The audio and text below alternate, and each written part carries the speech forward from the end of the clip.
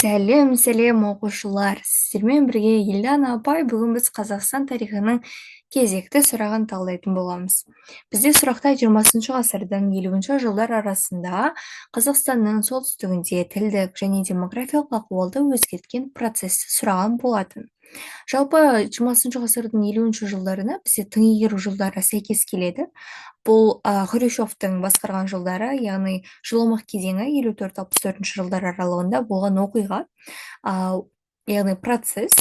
Бұл кезде Қазақстан жерін астық базасы ретінде қарап, қазақ жеріндегі барлық аумаққа бізде егін шаруашылығы, сондай тың жерлерді игеру процесі жүрген болатын.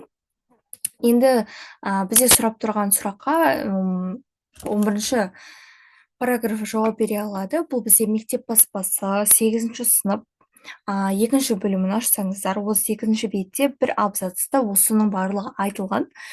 Мысалы қарап тұрсаңыздар, бізде тың жерлерді игеру барысында 2 миллион адам Қазақстан жеріне көшіп қоныс аударып келген болатын. Қоныс аудармай тұрып, бізде 7 миллион халық болған.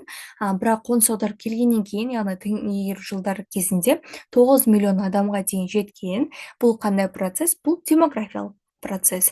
Демек, мына жердегі демографиялық ахуалға әсер еткен.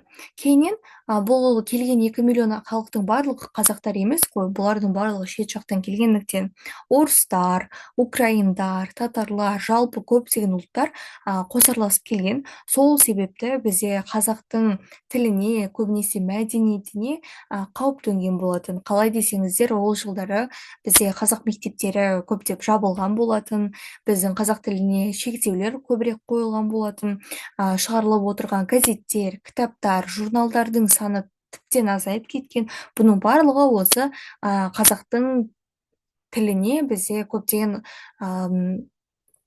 қауіп төндірген болатын. Демек, бұл жерде дұрыс жауабы тың игеру болып табылады. Естеріңізде болсын, тың игеру бұл бізде жылымық кезеңіне сәйкес келеді. 1954-64 жылдар аралығында болған процесс. Демек, бізде дұрыс жауабы Д варианты тың игеру жылдары болып табылады екен.